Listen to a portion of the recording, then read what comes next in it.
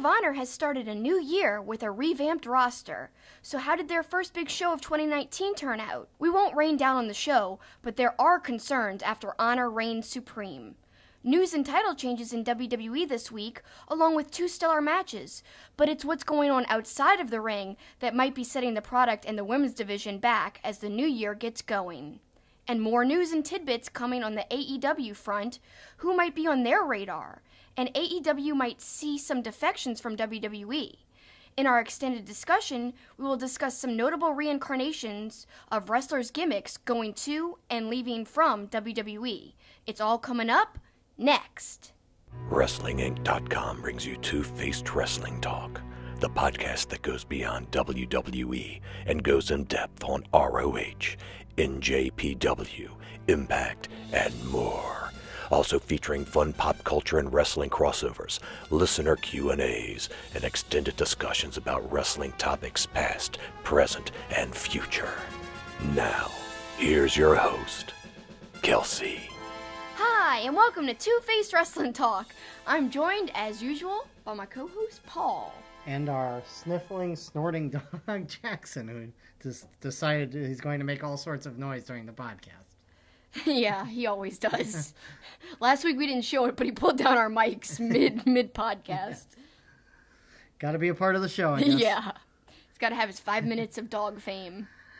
All right, well, good week of wrestling, kind of a light week. I would definitely say it was a light week, not like last week where it seemed like we were talking about so many different promotions.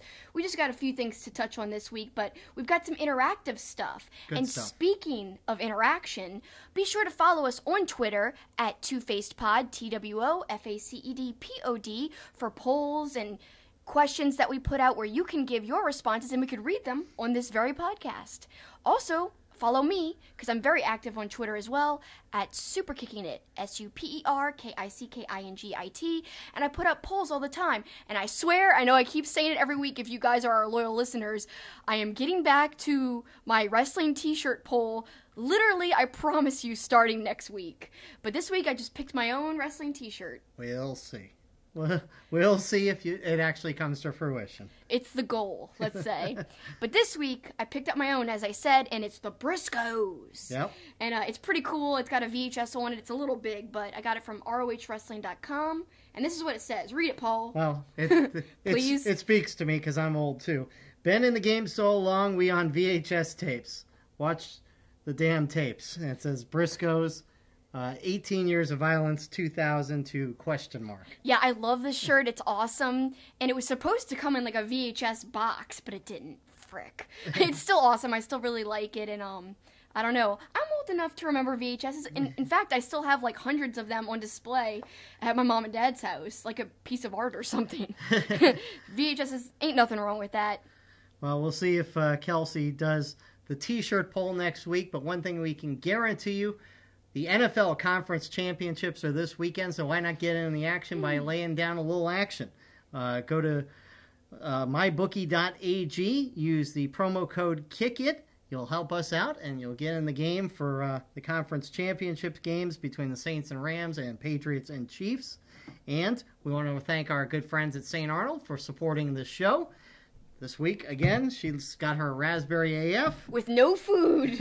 So this might be risky here. And I've got my delicious Art Car IPA. So cheers, Kels. And let's get the show underway. It's time to give our opinions on the latest wrestling shows, news, and developments. It's time for headlines.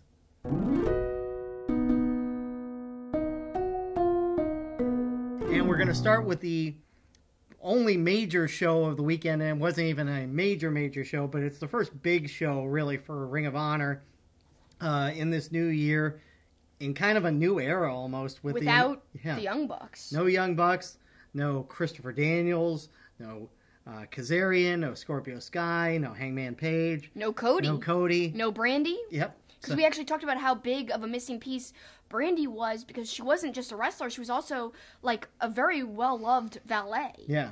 Who added a lot in Ring of Honor. So we were curious to see how they were going to fold in some of their new signings at Honor Reigns Supreme.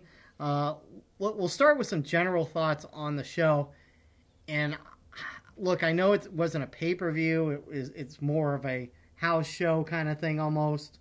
But man, the crowd, sparse and very little energy. Definitely, it was a very soft spoken, I guess you could say, or soft cheering crowd. They weren't really very loud and boisterous, which is unusual because sometimes Ring of Honor has some pretty rowdy crowds, even though they might not be the biggest crowds. So that was kind of a bummer because their sound quality is improved, but just the crowd noise wasn't there. And I'm wondering how many people decided not to go since the Bucks aren't in the promotion anymore. Yeah, again, I don't know the history in this building. Do they generally play in smaller crowds there? You know, it's right outside of Charlotte. We'll see if this becomes a trend in other Ring of Honor shows as we watch them on Honor Club. Now, it would have been interesting to see what the crowd was like at center stage, because traditionally, we've been there in person twice, and each time it was sold out. It was pretty much filled up the entire building, so I would have liked to have seen, because that was the night before Honor Reigns Supreme. They were in Atlanta. And we're going to start watching those on the TV tapings. Maybe we'll get a sense of those. Exactly. So I wonder how full that building was. Right. Because we know they filled it when they had the Bucks. So right. It'd be interesting to compare a building we're actually familiar with. Now, we could be totally wrong. It could just be kind of an area that they don't fill out normally anyway, right. Which would be fine. We're not trying to pass any judgment. We're just saying that the crowd definitely seemed to lack energy. Right. So we'll see how the crowds are going forward and whether it's cause for concern. In a couple minutes, we'll also tell you about something else that's certainly cause for concern when you've already had all these departures from the roster and you lose 2 key guys to injury. But we'll start at the end of the show in the Ring of Honor World Title match between Jay Lethal and Dalton Castle. Nick Aldis on commentary. I thought for sure this was the match of the night. Oh, yeah, hands down. It was awesome. And one of the comments I said as we were watching it was, wow, everything they were doing was so smooth. Because sometimes you could see a wrestler setting up a move from like a mile away, and there's some clunkiness between the two participants in the match when they transition from sequence to sequence. Here, like I said, the key word is smooth, because Lethal and Dalton, they just had great chemistry, and literally every counter or every transition was perfectly executed by both of them and perfectly timed. The timing was there in every aspect of the match, and just it was really solid all the way around. And I think, I don't know, they've had good matches before. That's why I think they have a certain chemistry together. Because you remember, you're not like the Aegis Dalton Castle fan, but one of the previous matches between Castle and Lethal was kind of brutal, and you really liked it. And respected Castle for it. Yeah, it kind of changed my opinion of him a little bit, as even though he's more a ground-based wrestler, obviously, just some of the bumps he takes. And look, this dude's battling a ton of injuries, so I respect everything he's doing and putting his body through. And I love the cutter from Lethal onto the floor. I thought that was kind of a cool move. And overall, I thought a really solid match. Not only a solid match, but as you alluded to, Aldis was on commentary. And man, we said this a few weeks ago in our Wrestler End of the Year special. We said Aldis is such an underrated talker, and yet again, he's proving it time and time again. Another underrated talker, Caprice Coleman, who was on commentary throughout the night. But you liked that Nick Aldis comment early in the show. Oh, yeah. Aldis specifically said, Lethal's got hands like shovels, fists like hams. I really thought that was an interesting phrase. It might be like a well-known phrase, but I've never heard it before used together like that. So to me, he just has some really interesting phrases, and he's so professional. Like, he addressed the crowd before he went and got on commentary, and just, he oozes charisma in a very classic, very, like, regal sort of way, if that makes sense. He's just, I don't know, very dapper, I would say. So that was the match of the night, and I would contend the other really good match. There were a couple other decent matches, but the other really good one was Villain Enterprises. Really my first chance to see them together. As Marty Scurll, Brody King, and PCO took on Silas Young and our boys, the Briscoes. The Briscoes! So much physicality as you expect in any Briscoes match. And look, I didn't know a lot about PCO. I had to look up his history, his independent circuit work, his past WWE work, the fact that he's not exactly a kid.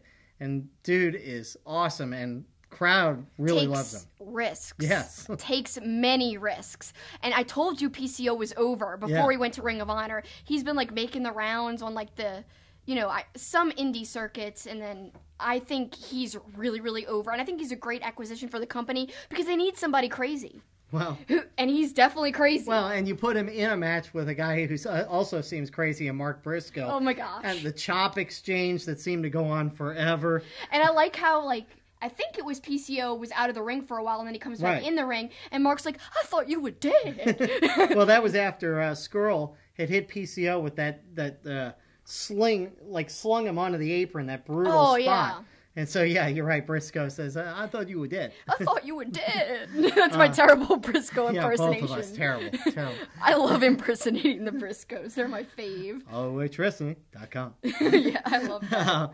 I also loved, and look, we talked about this before, got a taste of it at PWG, but Brody King, for a big man, so much athleticism. Oh my God, he was incredible. I love the things he was doing. He was flipping over the top rope to the outside. But remember, we also saw him as a young lion at that New Japan Strong Style Evolved show, which a lot of people might not have noticed when they were watching that show, but he was one of the guys on the sidelines.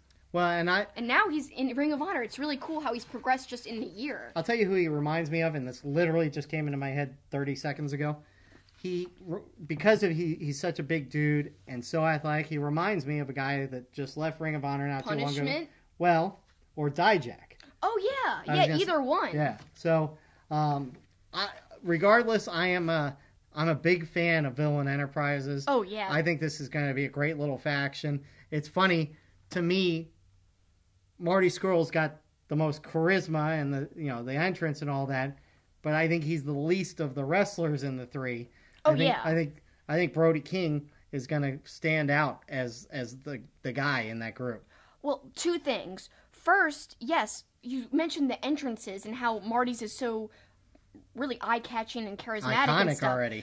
But you brought up a good point. You were like, why aren't they coming out together to, like, it could still be to Marty's song, but they could, like, come up with some kind of cool entrance because they are a faction. Right. I mean, you could have a variation of Marty's theme maybe, but yeah, if they're coming out individually for matches, it's one thing, but since they're Villain Enterprises, they should have one entrance theme. But that's a long pet peeve of mine and my buddy Jim Iddings in Champaign, Illinois. We always talked about it's annoying how tag teams have separate entrances.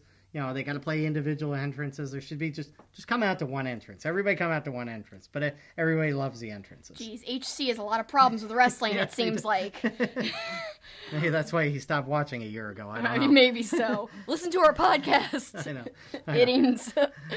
But speaking of Marty Scurll, I want to stay on him for a minute because there's a lot to analyze with him. I thought, it would be very telling if he had chemistry with this group or not, because he's so close with the Young Bucks. Right. And obviously he's the only member of the Elite who hasn't gone to AEW. So I'm sure he's missing his friends, and I'm not really sure how much they're interacting outside of wrestling right now.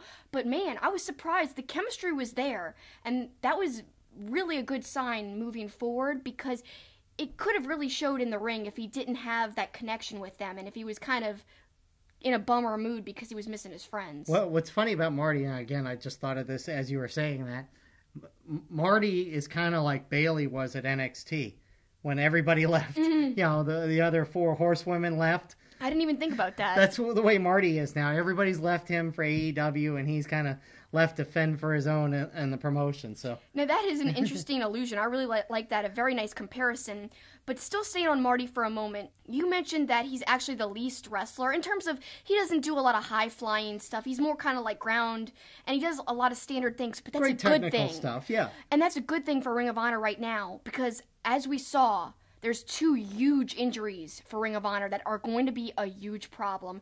The biggest one, I think, not downplaying Chris Sabin, but Flip Gordon's injury. That is such a huge deal, and it is legit. PWG tweeted out that he will be replaced. I think it was by Bandito. Is going to take his place in their next show. That's such a bummer because I think he was going to get a really big push, and obviously they were investing in him. He's had some big storylines like with Bubba Ray, Bully Ray now.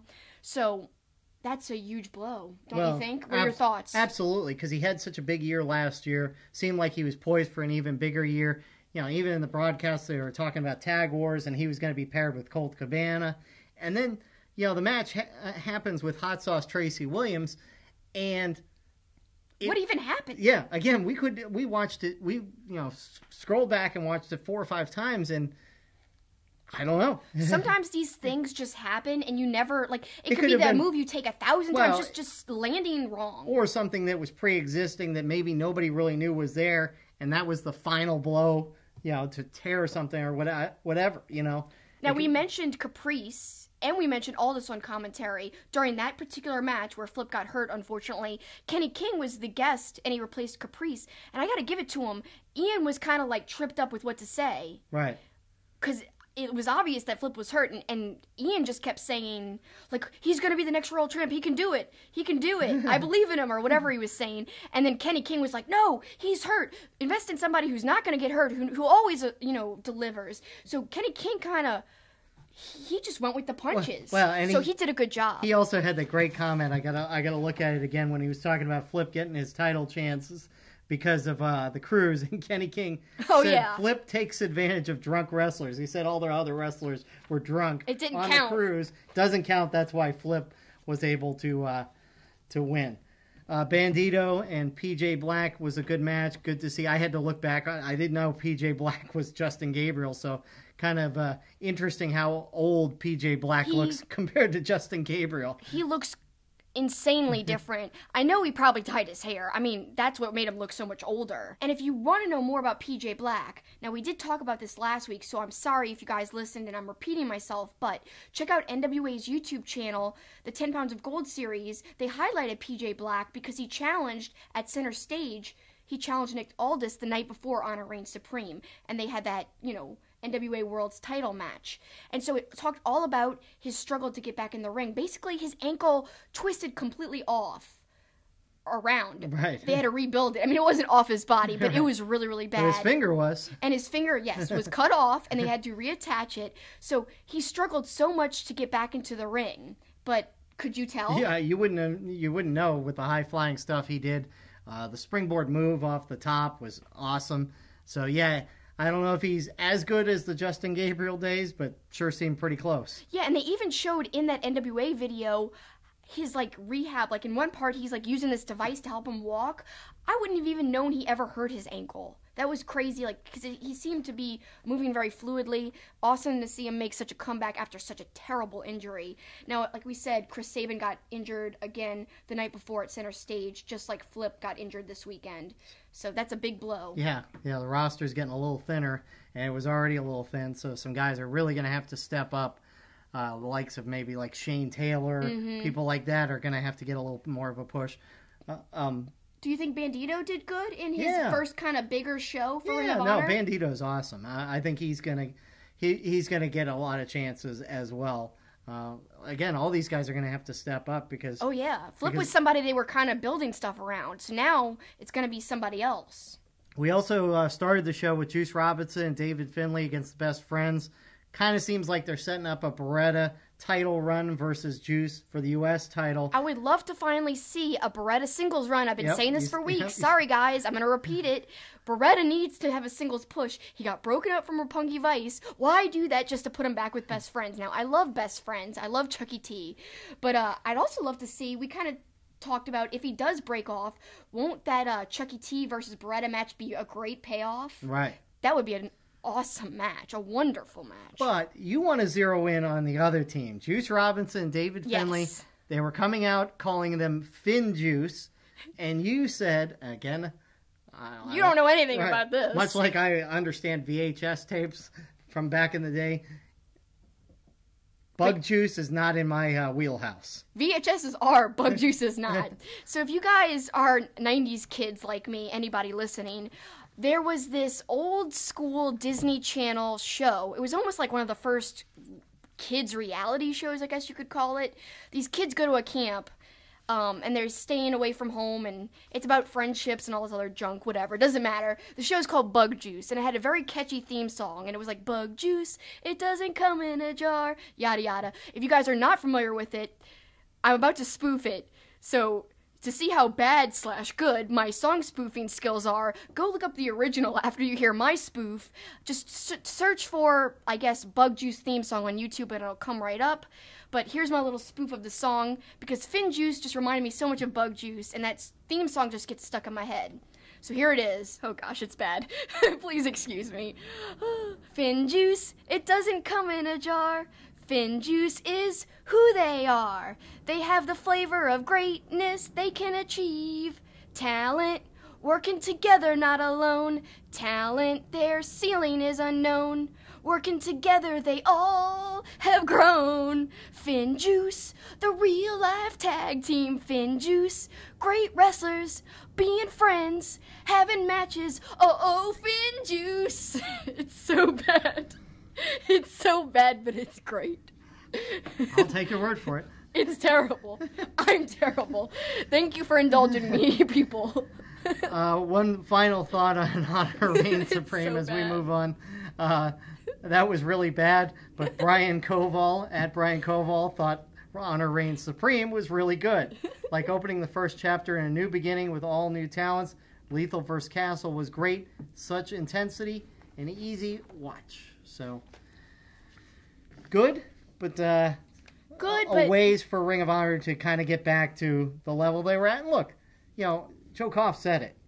This week I saw a release from him, or we've lost talent in the past, and we developed new huge talent. Yeah. Bryan Danielson, a.k.a. Daniel Bryan, right. CM Punk, Samoa Joe, AJ Styles. The list goes on and on. These are huge names for them in the past. Right. Sami Zayn, Kevin Owens, or, back in the day, El Generico. We'll talk more about that. Wrestlers who've changed their gimmicks, that's our extended discussion later. That's what we call a tease right there. It is a tease. It fit in so perfectly, I had to. But yeah, they lost all those great people. They can recover again. Now, I think the Bucks are kind of like a once-in-a-lifetime I agree. talent to have and to lose. Not saying that CM Punk was nothing for them, because CM Punk was a huge cornerstone of Ring of Honor. But, I don't know, the Bucks just, they had helped break attendance records. So to me, it is a little bit different, but they can recover. They've done so before. I know they can do it again. And it's just going to take time. It's and a as time long as game. they work together with AEW, that obviously would cushion the blow as well, if that happens. People are questioning that, but Right. I still have hope and belief. Because, let's mention this, before the set of shows for Ring of Honor this weekend, I can't remember if it was, I think it was Nick Jackson tweeted out, this is our first set of shows, not being in the loop with the boys for Ring of Honor. Good luck to all the crew and all the boys this weekend for their big shows. We'll see. Hopefully. So, to me, obviously, they're cordial whether or not they work together. I just think it'd be kind of a really great surprise if they just showed up at G1 Supercard. I don't know. How big of a... They showed up we'll talk more about this later. They showed up somewhere else as well. Right. AEW, so we'll see. We're going to get to AEW in a second, but we're going to switch gears and go to WWE. Kind of talk about the good and the bad this week. It's the week before the week of a pay-per-view. Obviously, one of their big pay-per-views of the year is coming up next weekend. The Royal Rumble, NXT TakeOver out in Phoenix, Arizona. Christmas week, Vince McMahon just kind of casually dropped in that there was going to be a women's tag team division. Didn't elaborate in any way, which was a little weird. They announced on Raw this week that there's going to be a tag team title match coming up at the Elimination Chamber. 3 Raw tag teams, 3 SmackDown tag teams, and the winner is going to come out of the Elimination Chamber. I'm excited that there's going to be a women's tag team division, but I wanted to ask you, do you think the first title should be determined in a gimmick match like Elimination Chamber? I really don't see a problem using a gimmick match to determine. It makes it different. I guess they could put more story if it was just a normal match, but I guess using a gimmick match makes it a little more memorable and a little more like, wow, this is a bigger deal. And I guess the way, too, is it makes it more wide open because you're going to have 6 teams in there. Mm-hmm. So that makes it interesting. But I also think you could have done a tournament leading up to it and just had a final. I could see that, too. I would have agreed with that being the right way to go, but they didn't do that. I can see why they're doing this, too, to make the pay-per-view, the Elimination Chamber, and this first ever tag team title belt memorable. So... Teasing the bad, though, I don't like that the reveal came after that horrible Alexa Bliss segment. Yeah. Now, we will get to that, but continue on with the good. Yeah, we'll stick with the good for now. You take the good, you take the bad. What? Bounce them out, and what do you have? The Facts of Life. See, I'm showing my age. I never watched that show. Actually, I didn't watch that show either. I just know. Oh, okay. I just know the theme song. I do not. That's one theme song I can't spoof. Not yet, anyway. We've talked about WWE hopefully making more of a commitment to wrestling, and we're going to talk again about the bad part of that in a moment. But really, some good matches this week. A little more time involved in it. Had an Intercontinental Tag Team or Intercontinental three-way title match. Bobby Lashley, Dean Ambrose, Seth Rollins. Really good match. Lashley wins with a little help from Lio Rush. No surprise there. What do you think of Lashley? Are you a fan or not?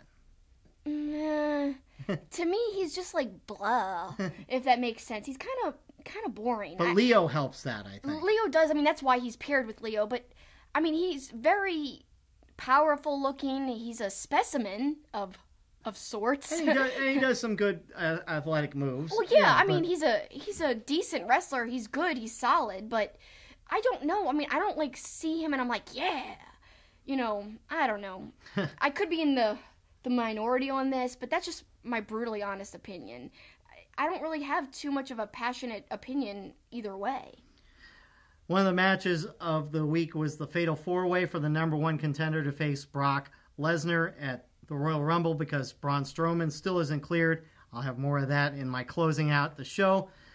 Finn had to beat Jinder Mahal just to get into the match. Then he ends up winning it. Finn as a contender against Brock. I like it because this is something people have wanted, or at least a section of people who are WWE viewers have wanted.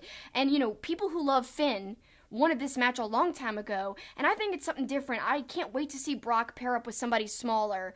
I mean, I know, didn't he have a match against Daniel Bryan? Well, he had a match against and AJ Styles. Yeah. I mean, both smaller guys, but I really think that Finn is a different type of smaller guy and really versatile, and I just want to see what Brock does with him. Hopefully he brings his A game or A game at all.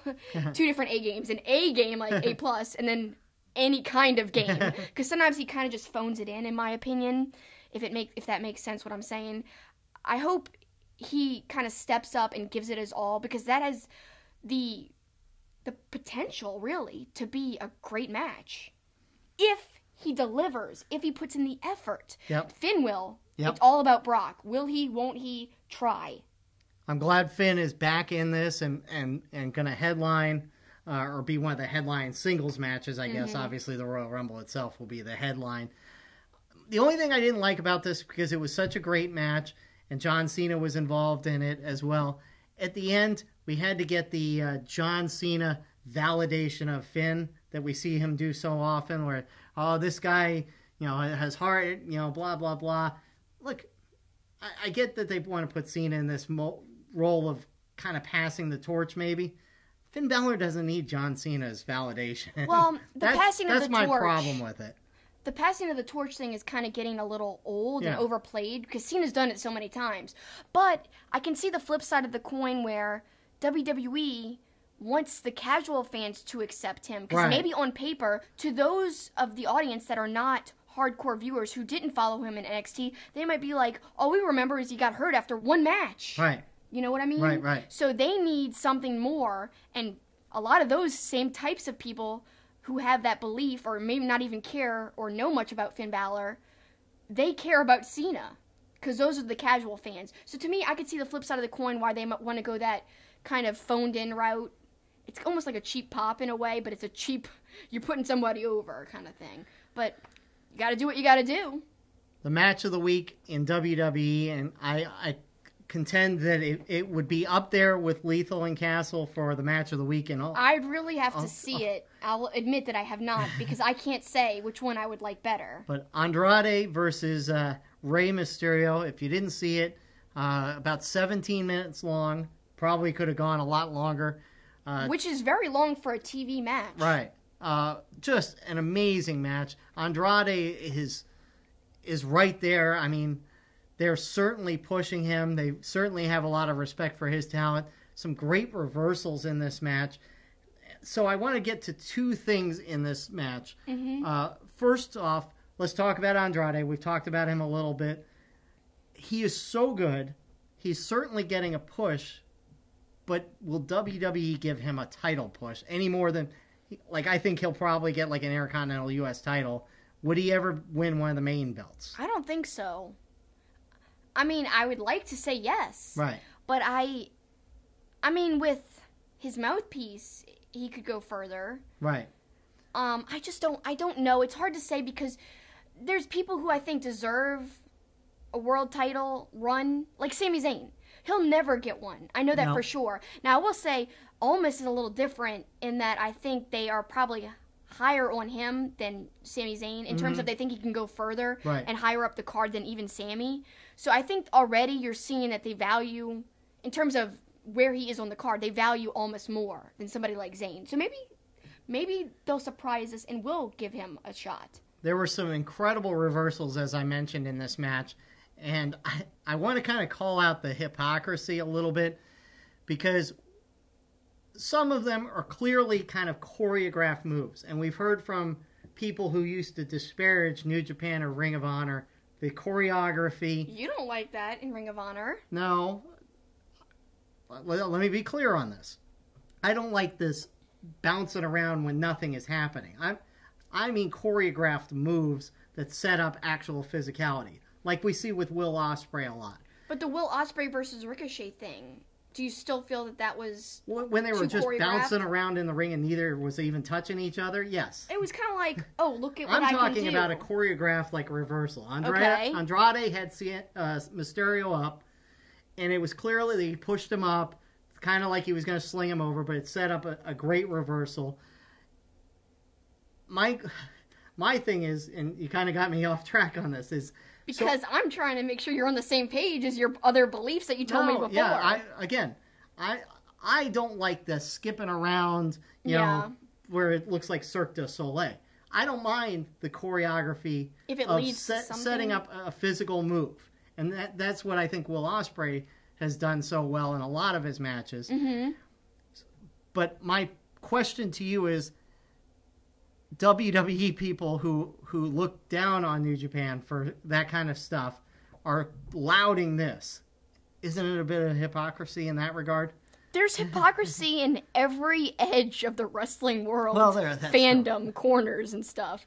It's like, people are like, AEW isn't competition. How dare the AEW marks say that? Then people are like, the AEW people are like, oh, WWE is, they're trash. And then, you know, AEW is going to be what we really need in wrestling.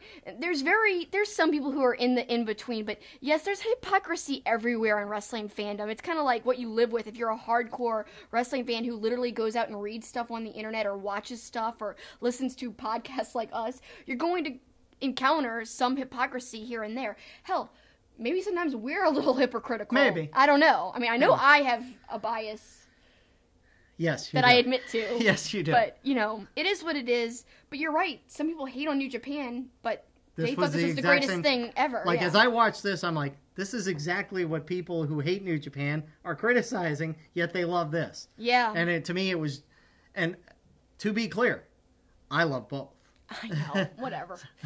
All right, let's get to the bad, because too much positivity. Let's get back to the bad stuff in WWE. A return to a skin, I guess is the best way to put it.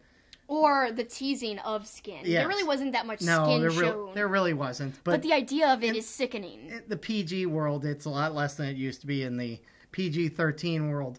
But Alexa Bliss, Mandy Rose, two different stories. You know, Bliss accidentally walked in on Mandy Rose trying to seduce Jimmy Uso to infuriate Naomi. Are these two tactics setting back, and that's the question I'm seeing in some articles, is that setting back all the progress that the women's division made, or is this a blip on the radar of Vince getting his hands on some things, but it really, in the grand scheme of things, it's not that big a deal? I think it's pretty bad. I think it's gross. I mean, just the idea, why? You're trying to push this whole agenda, and the agenda's even slimy in my opinion, because it's so much to their own, to work for their own, you know, means and reasons, and to benefit them in the end. You know, to be such a PC, like, you know, oh, we're such a equal opportunity company and all this and that. They're publicly traded. They have to be that way. So to me, it's all slimy. But, you know, you push all this. We're getting better. Man, look at this evolution. Oh, here's Alexa Bliss. Isn't she hot? Look, this guy comes in and her changing. And it really made no sense. It was out of nowhere. It was a stupid segment. And everyone hated it. And it was so predictable because he knocks on the door twice. And to me, just let them wrestle. Yeah. The guys don't do stuff like this on the whole, mostly. Right. They don't make the guys be in these ridiculous segments about their sexuality. I don't like it. And now I might be going to the extreme. Like, people use Scarlett, Boudreaux. Isn't that her name? Right. The Smoke Show. I haven't really watched much of her stuff, but they're using her as an example, saying, well, that's the right way to do women being attractive in this day and age. I disagree with that, too, because just let them wrestle. Like, I don't tune into wrestling to see somebody being portrayed as hot, man or woman. I'm just there to see awesome stories and wrestling. I don't want everything to be about being, objectified. So to me, yeah, they're saying, well, at least it looks like her character is choosing to be that way. Now, I guess you could say that it seems like the character's in control, but it makes it slimy when Don Callis is like, oh, I'm making all these gross comments on commentary. So to me, both examples are kind of gross to me. I mean, I don't know. If you're going to play devil's advocate, I guess you could say Mandy Rose's is more to get on Naomi and set up a feud with her. It's to promote Temptation Island. That's what a lot of people on Twitter are saying. Because isn't that on USA? Yes. That terrible reality show? They kept plugging that after the whole Mandy Rose, Jimmy infidelity angle. So he's being tempted, and here's Temptation Island. Yes. Had not even thought of that. I didn't either, but I got to give credit to wrestling Twitter. I definitely saw that there, and once they said that, I was like, wow, that really makes sense, and it's such a cheap thing. Such a cheap way to plug something. Well, and some other things in WWE that, I know it was storyline, but Vince, fawning over his big brutes in the ring, Cena and McIntyre, and disparaging Finn, it just kind of, to me, showed his true stripes of how he likes the behemoths and doesn't like the little guy. I know it was storyline, but I wasn't a big fan of that. And as you've said in the past, it gets old, like you're such a small guy. Like the insult that somebody's small. Right. It's overplayed. Right. It's overdone, overplayed. It's just, we're past that now. There's so many smaller wrestlers, it really doesn't make sense to make that a point of contention. All right, and finally, the Shane McMahon birthday thing. I'm so tired of these segments. I'm so tired. As soon as I saw cakes, I'm like, somebody's going to go through the cake. Somebody's going to have the cake rubbed in their face. As it turned out, both things happened. It's just enough with the cakes. Same old, same old. It's like harkening back to, he loves, food-based comedy. There was that ridiculous food fight a couple of years ago where Kevin Owens ended up getting pied. Now, I don't like the food fight, but I'm still wondering who put that pie in Kevin Owens' face. We still don't know. It's one of WWE's great mysteries that we may never know the answer to. But nonetheless, I don't like the food fight. I don't like food cake stuff. People getting cake. Maybe if they did it once a year, but they seem to do it so much. They do it around the 4th of July. They do it around Thanksgiving. It's like even once a year is too much. I know it is. It's stupid comedy. It's slapstick that doesn't even work anymore. Right. It's an older man's version of comedy. It's yelling out food fight in Animal House is what it is. Yeah, well, it's Vince McMahon's idea of what's funny to him. That'll kind of close out the book on WWE, although I will have something on closing out the show where I'm also critical about WWE, and our extended discussion will be about guys going to and from WWE. Yeah, but let me just put in right there, we did a lot of negative stuff, not only for WWE, we said a few negatives about Ring of Honor's pay-per-view in terms of the crowd and stuff. If you guys disagree with us, as we say every week, that's more than okay. It's perfectly fine to agree to disagree. Tweet us at TwoFacedPod, TWOFACEDPOD, or at my Twitter, superkickingit. Tell us why you disagree. And that's perfectly okay. Hopefully you still enjoy listening to us if you don't agree with everything we say. Right. Just like we are okay with people who have different opinions. Right. Just to have come with valid points, and we love the back and forth. Yeah, we might even read it on a future show. That's right. The opposite opinion. Finally, AEW, more news this week. Apparently spotted at Joey Ryan's show. Yeah, they sent out a cryptic tweet, and I say they because it was literally every member of AEW. They tweeted within seconds of each other just one word. So it was "see ya in Los Angeles," and then Nick said "bar." So as in bar wrestling, and that's Joey Ryan's promotion. And they showed up there. SCU had already had a scheduled match, on the card. So it really kind of made sense since SCU is a part of AEW, and they said, you never know where we're going to show up next. That's kind of cool. And I think that keeps them being talked about because, like we were talking about, especially you kind of mentioned, they have to do something between now and Double or Nothing, whether it's an announcement about a TV deal or these little appearances that keep people talking about the promotion, because they're not going to be in front of people probably until Double or Nothing for an extended period of time, unless they announce a deal before then, which I don't think they will. I think they might announce it at that show and then start a TV show then after, but this is a good way to keep their name out there, to keep the buzz, and just to do something fun. And, of course, there's all sorts of rumors about WWE people that could jump ship. I saw that Dolph Ziggler, they want him more as a producer. He may ask for his release because he wants to wrestle. Now, these are all not confirmed. Right. Now, Maria Kanellis and Mike Bennett, I heard, have asked for their release. As they should, because they haven't been used. And I'm sorry. And what they've been used for has been ridiculous anyway. I mean, I think Mike Bennett has only been on 8 episodes of SmackDown since he's joined the roster, which is insane. It's been over a year. He did take time off to get well and stuff, but still, it's crazy how little he's been featured. In fact, I saw a tweet from Maria. They're actually married in real life. He posted a picture of his before and after, 10 years ago, and now he's trimmed up a lot, and has gotten skinnier and more, muscular.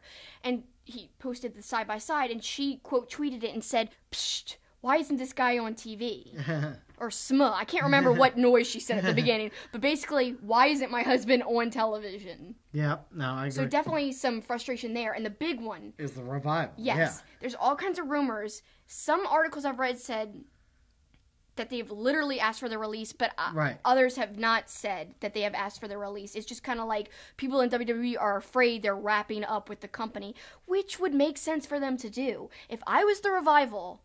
They were so much hotter in NXT before they got the call-up. They were, and to me, Bucks versus Revival could literally main event Double or Nothing, because they've actually low-key built that in to...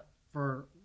a year on being the Elite, and episodes upon episodes where they mentioned FTR, and literally the Revival having hashtag FTR in their trunks a few weeks ago. To me, I was like, what? This is so weird. What does this all mean? Now, it could be a whole big trolling thing, but I don't think so, because if the Revival were smart, I would say now is the time, strike while the iron's hot. The tag team division in WWE is not like the tag team division's going to be in AEW. AEW, because the founders are a tag team, it's going to value tag teams higher just because of that very fact. I agree. And also, Chris Jericho's recent podcast also touched on things. Yeah, Chris Jericho had a great podcast where he kind of gave more behind-the-scenes reasons of why he decided to join AEW. He had been in talks with Vince. It's not like he's totally betraying Vince. He had talked with him on and off. He even gave WWE a chance to make him an offer, said Chris on this podcast episode. But, a few days before the AEW rally, and they knew that was happening, by the way, there was no offer made, so Chris Jericho made the decision, and it's a 3-year deal with AEW. To me, that's quite a long deal. I didn't realize that last week. I thought it was going to be at least a year, but 3 years is quite a long time. Shows quite the commitment, financially. Yeah, and I also find it interesting that Jericho revealed that the private jet he took to go from All In straight to his Fozzy show, because it was basically I think it was the same night or the day after. They were very close together. That's why people thought he wasn't going to be at All In, because they knew on his tour schedule he had his show booked so close. But he took a private jet, and the private jet was provided by Tony Khan, a.k.a. the guy financially backing AEW. So all that's very interesting. Now, he hadn't signed with AEW or, bought into the idea completely back then, but they were in talks. I think Tony Khan and him talked about his idea about this wrestling promotion even back then. So it's kind of cool how that jet was provided by him to Jericho. Kind of laying the groundwork that... showing him how serious he is. Yep, and this is all kind of coming together behind the scenes. This just didn't happen in the last few weeks. This has been coming together for a while. Well, I mean, if you remember the things they were saying at All In, they were saying, aren't we all elite here? Mm-hmm. Matt was in the ring, and he literally said that phrase, aren't we all elite wrestling? So to me, because, I wouldn't have put All Elite as the name of their promotion because, maybe, being the elite, maybe that would have been the name, or just the elite. but I wouldn't have thought, I wouldn't have taken that as a hint to anything bigger. Right. But it obviously, looking back, it obviously was a little clue. Yeah, exactly. Which is kind of cool. So that's really interesting. We'll just have to see how more news comes out of there. And I think the most I'm looking forward to is seeing who leaves WWE for AEW. I think that's going to be so interesting and really a sign that things are changing in wrestling in 2019. We are not really talking Impact this week, but you wanted to circle back to something you missed when we talked about Homecoming last week. Eli Drake reminding you of somebody. This is so weird, and maybe it's just me, but was Eli Drake channeling The Rock? He did this promo during Homecoming where he was standing with an interviewer, and it just really was so reminiscent of one of The Rock's promos back where he was wearing his black trunks with the Brahma Bull on the back and everything, and he was doing the eyebrow raising and the cocky stance where he was kind of like moving all around and just looking at the camera, rolling his eyes, looking at the interviewer, kind of having a head wobble, and just... So Eli Drake's body language was just like that. And it's because I know The Rock's old school promos so well. That's why I was like, this is just like that. Like, what the hell? Not only his body, but his voice inflection, too. And I was like, what is he doing? Just kind of the way he had his head turned up like The Rock does. Exactly. And it was just like everything about the shot and the promo was like he was trying to be The Rock. Now, I will say... He might have tried, but I don't think he was successful. I'm not a big Eli Drake fan just because I don't think he has... the same amount of charisma, or really, to me, he's not very charismatic to be a top guy in the company, but as soon as I said it looked like he was channeling The Rock, I think you agreed. Oh, I agreed. Yeah, because you didn't see it, though, but once I said it, I was like, yeah, it has to be this, and you were like, yeah. You know what's coming up next? What? It doesn't matter what is coming up next. Boy, I botched that. It's okay. You tried. I was so excited to jump on you on that, but... You tried. Coming up, we look at wrestlers who have changed personas or reinvented themselves going to and from WWE, and we get some of your favorites in Heads and Tails. I botched earlier. It's okay. St. Arnold Brewing Company, located in Houston, is Texas' oldest craft brewery. Their goal is to brew world-class beers and deliver them to their customers as fresh as possible, making them the best beers in Texas and Louisiana. Their customers are beer lovers, people that appreciate great, full-flavored beers. So whether you're enjoying an art car IPA or a smooth-drinking lawnmower, look for St. Arnold beers throughout Louisiana and Texas. Our Two-Faced Wrestling Talk logo was inspired by Two-Face, the Batman animated series character, and his coin. The logo was designed by the talented and creative artist Eric Hudson. Eric creates wrestling-themed pieces as well as other pop culture art. He is also currently working on a Roddy Piper comic book. You can follow him on Facebook, Twitter, and Instagram at Dreaded Dinosaur. You can also support his work by becoming a patron at patreon.com/dreadeddinosaur. Please check out his work. Welcome back to Two-Faced Wrestling Talk. It's time for our extended discussion segment. It's time for Heads and Tails. And Kelsey, we've kind of alluded to it throughout the show. Guys going to and from WWE. Just explain the premise a little bit. Yeah, actually, I put out a question on social media, and what made me think of this was, for some reason, sometimes, I think about Sami Zayn coming back, and with AEW and everything, I have this pipe dream, like, what if Sami Zayn would go to, AEW, and he would finally get his title run, because they would value him, and they know how good he is.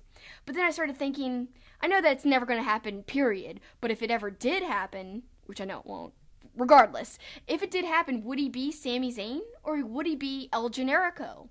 That made me start thinking about all these different wrestlers, not only going to and from WWE, but even within the same companies, they change personas sometimes or just do a little bit of a different incarnation of their character. So I wanted to see what other people thought of wrestlers who kind of change things up, which personas they actually like better, even though it's technically the same wrestler. Right. Like, for example, Cody Rhodes is completely different than Stardust in WWE. Probably a lot better. Although Stardust was great in some of his promos. But Stardust was great at the beginning. People forget. That was awesome, and Cody Rhodes was so dedicated to the character. But, it just lost steam, and the booking didn't help things either. But Cody didn't want to be doing that anyway. He was kind of, thrown into that because of the whole Goldust thing. But he made the best of it while he could, and I always respected Cody for that because no matter what gimmick, and he had plenty in WWE, like dashing Cody Rhodes, etc., etc. He always gave it his all and just always has been top-notch character work. That's why he's done so well with being an actor and guest starring on like Arrow and stuff, just because he's so good at that type of thing. I think it's just in his blood. But I put out a question on social media, and we had so many great responses. The question was, some wrestlers have gone through different incarnations as they move between companies, especially when they head to or leave WWE, or sometimes even within the same company. Some examples include Zayn / El Generico, Owens / Steen, Stardust / Cody, as you said, Paul, Surfer Sting / Crow Sting, and many more. Some incarnations were very different, others not so much. Tell us which versions of any wrestlers you enjoy more and why. And then we had great answers. Keith Learmonth said, maybe an unpopular opinion, but I think Sami Zayn is far superior to El Generico. Why he chose to hide that expressive face and those mic skills behind a mask and a faux Mexican gimmick, I'll never understand. At Paul T5 Nerds Go, Edge and Christian, reeking of awesomeness era. I just thought they were the coolest doofuses on the planet, all for the benefit of those with flash photography. Amazing super athletic tag team and an amazing time for WWE tag teams. My favorite version of both superstars. That is a fun version of Edge and Christian. They were great. Yeah, they really were. At RLANGELES, the best character change, the ghost of Adam Cole to the Undisputed Era Adam Cole. It's not really a character change. He just left from one promotion to another, and storyline he died. Yeah, But I like it. I think it's quite a character change, going from dead to alive. Well, yeah. At Mr. Frisor DW, I was going to say Mike Rotunda to IRS, but I think I'd go with Matt Bourne Doink. I always liked him, even when he was Big Josh in WCW. And when he debuted as Doink, I was skeptical, but he played the character so well, I just wish he'd been a heel a little longer. That's an interesting take, and nobody said that, but I really like that opinion, actually. That's kind of cool. You wouldn't think Doink is a great character, but he was really involved in a lot of things. I do, though. I like he mentioned Mike Rotunda and IRS. The IRS character was always one. In the era of goofy characters, that was always a great character. It really was. It kind of worked somehow. Somehow, in a weird way, it was kind of fun. So at JMells1323, I loved El Generico, Brody Lee, and Chris Hero. The WWE versions I like are Seth Rollins over Tyler Black, which is interesting because I do think a lot of people feel the same way about Seth Rollins specifically. A lot of people don't seem to favor his Tyler Black version for some reason. Seth Rollins is just so over right now. Let's go to Edgar_the Oceans. I really enjoyed Stunning Steve Austin in his WCW days. His time with Brian Pillman as the Hollywood Blondes, which you always liked, helped him break out of the generic buff blonde template with humor and character. Also, I dug the guitar riff used in his WCW theme. I did too. They would always kind of like fake strum along as they came to the ring. Like you said, not a lot of people would pick stunning Steve Austin over Stone Cold Steve Austin, excuse me. But I still think you can't diminish too much stunning Steve Austin because he really started to have a personality come out and be more than just a normal guy. You saw him think about character more and develop a character, so that's why I think that is a good rendition of him. I wouldn't pick him over Stone Cold, but still both good versions. Yeah. Then our great friends, probably our best friends in podcasting, at View from Top Rope, I'll go with the Good Brothers, and he means, of course, Gallows and Anderson. I'll take their time in New Japan Pro Wrestling. They were no-nonsense butt kickers who dominated the heavyweight tag division, and Anderson's last G1, he had so many great matches that he was going to get a singles push. Now they do Botchamania. And we discussed them last week. I would love if they went to AEW, but I think they're comfortable. Happy. Yeah, comfortable and happy, and they're in the same show with their buddy AJ Styles, so they might not even care about their place on the card. No. I'm not presuming that that's how they feel. It's just, I don't know. It doesn't seem like they want to make a huge move or anything. At Scope_Wrestling, Steen greater than Owens, in my humble opinion. I loved how unbridled the Steen character was, and I missed the way he executed the package piledriver. Steen worked wherever he performed. I used to be jealous of the PWG crowd. He was more unfiltered there than in ROH, and I just didn't think that was possible. My favorite part about Steen over Owens is, like he said, the uncensored nature of him. Like, remember that promo I showed you? With the Young Bucks? Yeah. Yeah, and Adam Cole? Yep. And he was just, like, cursing left and right, and it was just so, I don't know, like... Raw. Like, that's the exact pun. word. Yeah, he was more raw, just randomly on the, indie circuit, also ROH and PWG and stuff, versus being on Raw. Right. Which is funny. But I have to agree with him there. I really kind of lean towards Steen, because you could do whatever you want. You're not, like, kind of fenced in with the PG crowd. Then our good friend at Dave Pizzeski. I'm having a tough time thinking of one, so I'll go with an easy one, the Hardys. Honestly, I'm probably in the minority in saying that I like the classic Hardys more than the broken Hardys. I guess it's just the nostalgia of them jumping off tall things I remember growing up. I bet you agree with them, don't you? I don't know. I don't know if I totally agree with that. I kind of do. Let's put it this way, though. I like the Hardys more than the Hardy Boys when they debuted. Where they were kind of like, who are these goofs? Yeah. No, I don't think... When they debuted, I remember thinking, there's no way these guys are going to be over. And then once you saw them wrestle a few times, and, you knew. They were kind of on the same level as Scotty 2 Hotty, and, I love Scotty 2 Hotty. Yeah, I know, though. but you didn't take them as legitimate tag team contenders. Yeah. Until you watched them wrestle a few times, and then you totally did. WORM, unrelated. But I really, I have to disagree with Dave, and like he said, he thinks he's in the minority. I'm really surprised by your answer, but I have a soft spot for the Broken Hardys.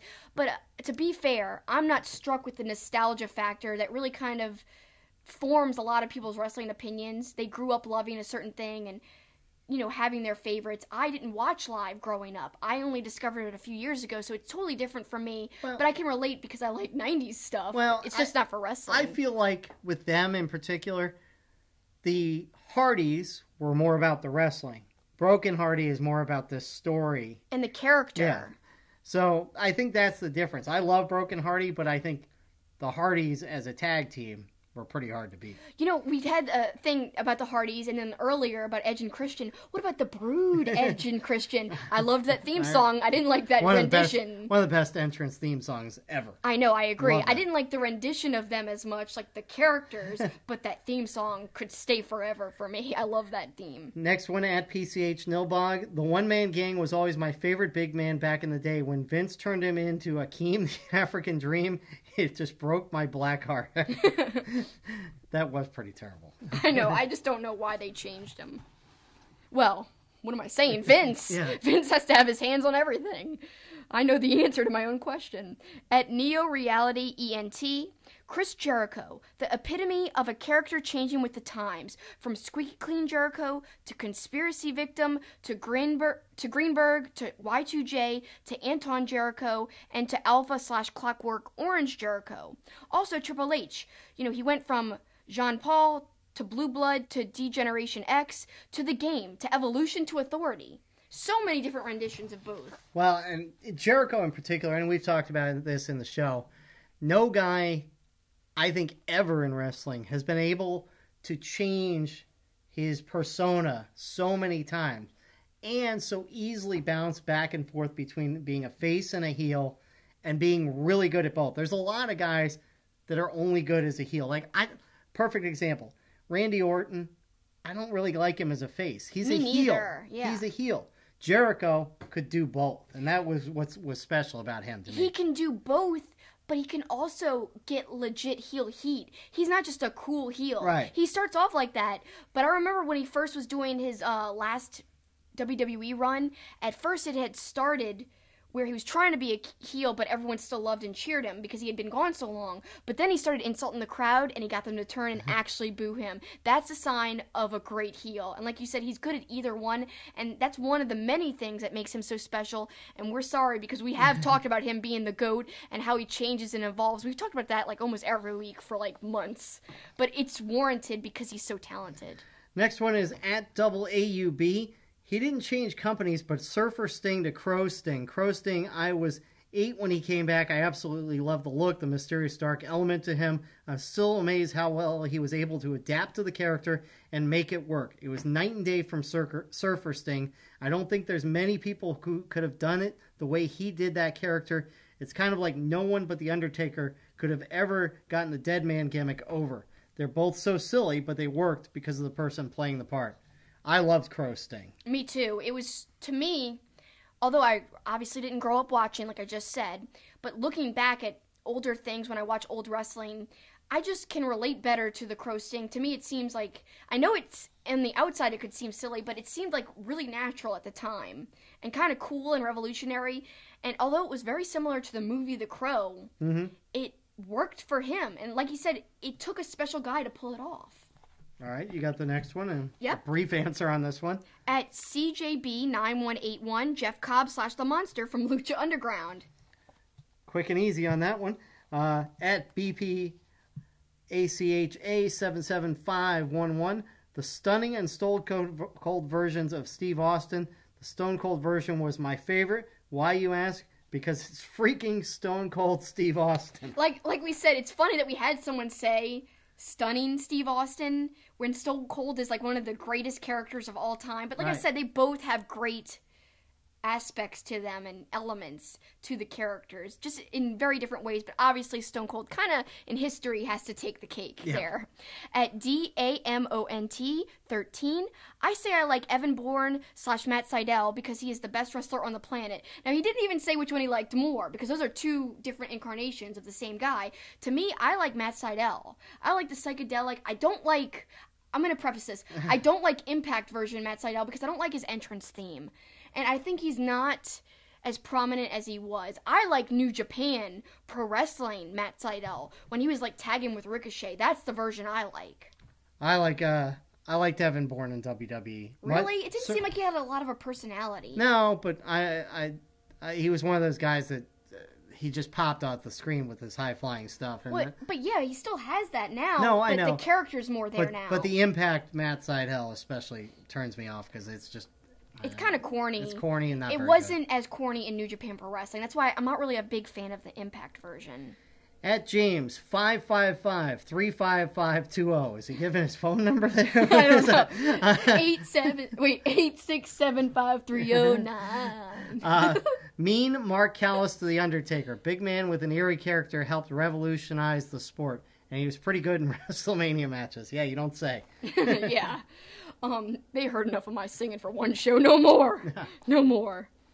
So at Boxy Bait, Generation Me in TNA to Young Bucks elsewhere. Yeah, give me the latter. Of course, we talked about this in our Young Bucks special, which I love, and I keep promoting because it's literally our most well-researched episode ever, and I'm really proud of that one. But we talked about how it's almost a crime that TNA made them Generation Me.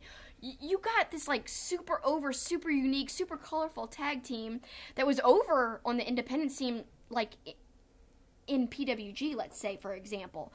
But they changed them to this generic weird team and changed their names. It was awful. It's just, I don't know why. I agree with him. Give me the Young Bucks.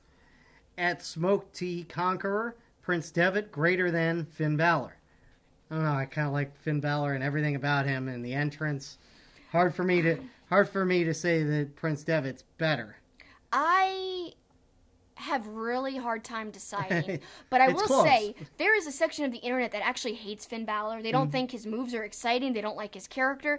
And actually, I don't like cool guy Finn. And what I mean is, I know what you mean. Coming out with the trunks and then the jacket and just like popping his collar 1,000 times. I don't like it. I like the Demon Finn, and yes. what makes me like it so much is the music and like the whole pomp and circumstance. He still did the face paint and the different thematic face paint. He did more than just one version in New Japan Pro Wrestling and on the indies. So I kind of have to lean towards WWE only because of the theme adds so much to it. But I think let me add this really quick. I think like Kevin Owens, he was more uncensored in New Japan Pro Wrestling, and he actually cursed and stuff. So I kind of like that he could curse, but I still, like I said, I choose my final decision, my final answer, like we're on that show. Is that your final answer? My final answer is WWE Finn. So then we have Nega Blue_Kitty.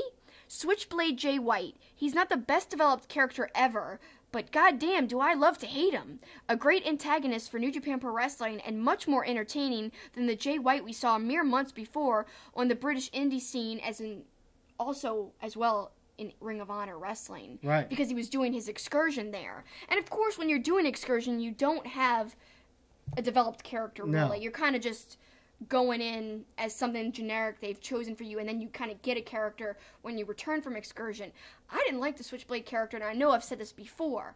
I grew to really, really love it because he got a lot more comfortable with it, and he really owns the character now. So I have to agree, Switchblade is so much better. And at first, I actually preferred the other version, the babyface version. Right. But not anymore. He's done such a great job with the character now. It's beyond belief how much he's changed. And how much he's kind of grown into it overall. At Tom Campbell, Pirate Paul Burchill got nowhere near enough love. A brilliant character with great music, a fun entrance, and a move where he'd pull his opponent across the ring with an imaginary rope. How can you not love it? And then we have somebody who adds a nice, funny comment. At Real Dave Roberts, trivia, Paul Burchill's favorite letter of the alphabet is R. Is R. Yeah. You didn't do it right. I know. What the heck? You didn't even do that justice at all, Paul. That was horrible. That's because it's the first time I read it. Maybe if I'd have read it beforehand. It's R. I like that a lot. And I actually read, because I didn't remember him, but he was on SmackDown, and he wanted to be that pirate character, and it was really getting over. I don't know if you remember watching Vaguely, him. yeah. I don't really remember, and I haven't gone back and watched this particular era, but apparently Vince made him change, of course. Vince, at least that's what Wikipedia said, made him change his character. Even though the pirate gimmick was over, Vince thought that it wouldn't get over, and that it really wasn't going to do well, because he hadn't seen Pirates of the Caribbean, which it was kind of based on. He thought he should be an actual, more like a pirate. Like, a swashbuckling guy from, like, one of those 50s movies. Right. Ridiculous to change it when it was working, but, yeah, that's pretty funny. Great unique answer, Tom. Thank you. Then we go on to Blue_Rey Mysterio. Surfer Sting, because once Sting got falsely accused of being an being an NWO, he stopped bragging about doing this, doing that, being as big as Bull and as quick as a cat. So he liked just Surfer Sting. Who was great as well. At Zach SHI 130, Rocky Maivia to The Rock to the corporate champ to the people's champ was the most hated good guy. Became The Rock by telling off the audience how he legit felt. Grew to the corporate champ to cool off the eventual fan love. Became the people's champ by earned respect and work ethic. Yeah, The Rock, another guy. All of his incarnations besides the babyface, Rocky Maivia, they were all great except for that first one, really, where people hated that. Tons of replies also came in joking because I used Sami Zayn and El Generico in my answer as an example of, the same wrestler playing two different characters. El Generico is supposed to be either dead or helping out orphans in Mexico. So tons of people were like making joke answers, saying all kinds of stuff about them not being the same person. So here's some examples. At May Day 86, 2 Y's on each May and Day. Quit spreading lies. Generico is in Mexico helping with the orphans. At 20SM_NJ, I'm tired of people spreading the misinformation about Generico. Let the man rest in peace. At Stevie said, yup, those are two completely different people in the picture. El Generico is taking care of little orphan children in Mexico. At Amaras, wait, I thought El Generico was out helping those poor orphans. Then, lastly, we've got at Real The Guy 87. Well, Generico died a while back, so I don't know why he's on this list. So tons of people giving me heat about saying that Sami Zayn's the same as El Generico, but we all know the truth, guys. Come on, kayfabe is dead. He's alive and well, and he's the same person. And I want to close this out with saying my opinion.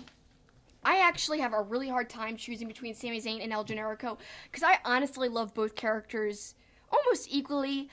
What makes me pick Sami Zayn barely over El Generico is that Sami Zayn is such a great babyface. Like, Rami, he plays a babyface character so effortlessly, really. He's somebody, and I've said this in the past, it's kind of one of my standard things I always say. He's like Bayley in that they're both really believable as good people, and that's why they work so well as a babyface, because a lot of times you've got somebody who's really trying to be a very corny and forced babyface. Both Zayn and Bayley are natural baby faces, where it's just effortless, and you want to get behind them, you want to root for them, and Sami Zayn always delivers, whether he was El Generico or Zayn. It didn't matter which character he played. His match consistency has always been some of the highest out there. I mean, if you look at Nakamura's debut against Sami Zayn, that's one of my favorite matches ever. I've watched that match like 10 times. I love that NXT TakeOver match. And why did they give Nakamura's debut to Zayn? Well, one, it was so emotional because it was Zayn's, departure from NXT, but also because I think they knew Zayn could help Nakamura have a great debut match, and they trusted Zayn enough to do that.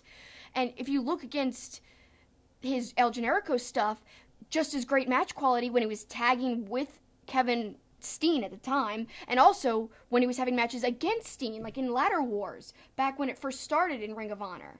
So any way you shake it, Sami Zayn's great in matches over the whole map of characters he's played, but I have to lean towards Zayn being my favorite.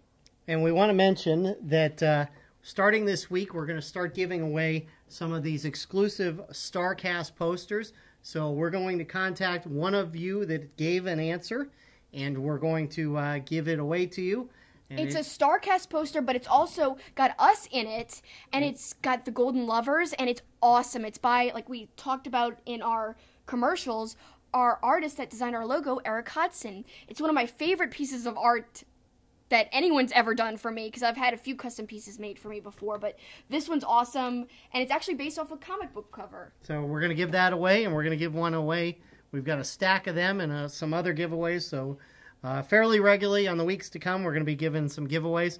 So be sure you participate in all of our Twitter polls and questions, because we're going to be doing this for a while now. We've got tons of stuff to give away. I do want to circle back to our heads and tails for my opinion. Go ahead. I think one that nobody really brought up, the transformation of John Cena. Remember, he came in with the thugonomics. I didn't even think of that. And now he's completely a baby face. I would strongly suggest, there's a great article in Sports Illustrated about his transformation, actually, and how it coincided with what he's done with Make-A-Wish, which is tremendous. But what do you like better, though?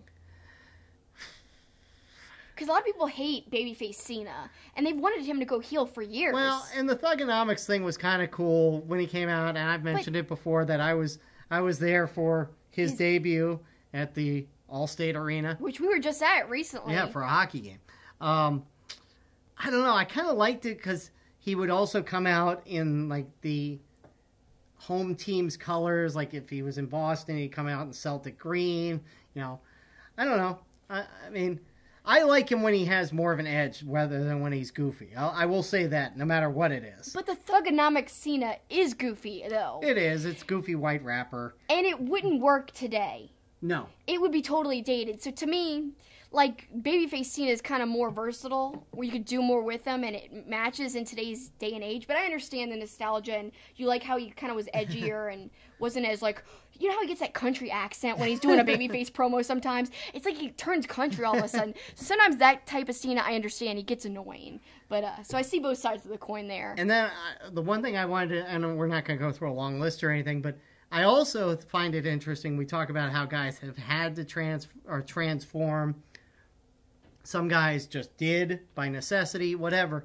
How about the guys that have kind of stayed the same between promotions? Because that's not easy to do either, especially with guys like Samoa Joe who are basically the same. I mean, there's not a lot of difference between TNA Samoa Joe and, SmackDown's Samoa Joe. In my opinion, he's exactly the same. Right. Like, literally completely the same. And I think that's because there's nothing wrong with it. Why change it? But WWE doesn't care if there's nothing wrong. They'll change it anyway. They still change something. So luckily, they kept him intact because he didn't need anything. I mean, his promo skills are like second to none. Somebody like AJ Styles, although he's not as kind of raw as he was in New Japan and Ring of Honor and stuff, he's still essentially the same. Mm-hmm. I do think he's a little toned down and more family friendly. Right. Because he's almost like the face of the company. Yeah. One of the second faces of the company besides some other bigger people. But to me, when people say Kenny Omega going to WWE, I knew that would never happen. It's just not the same as AJ Styles. He adapted so well and kept the core of who he was. Somebody like Kenny Omega would have to completely censor himself, in my opinion, to work in WWE because they wouldn't let him be so raw. And so there's some wrestlers who can stay the same, but there's some who just can't. When they come to WWE, they have to change. Like El Generico, they couldn't have done that there. No. It would have been offensive. And Sami Zayn even is on record saying how scared he was changing because he was so used to that working for him. He was so known as that. He was like, how could I succeed as Sami Zayn? But he realized later, like, that's what needed to happen, and he loved his new character. So it's kind of funny. It worked out for people like him. Yeah, absolutely. Others, just didn't have to change. So great input from all of you. Again, we'll have a giveaway for one of you, and we appreciate all the great answers. But it's time for us to close out the show and send them home. Kelsi, you lead off with a couple of items. Yep, I've got a few things to kind of plug. One, the Women of Wrestling, WOW, premieres the day that this podcast drops, January 18th.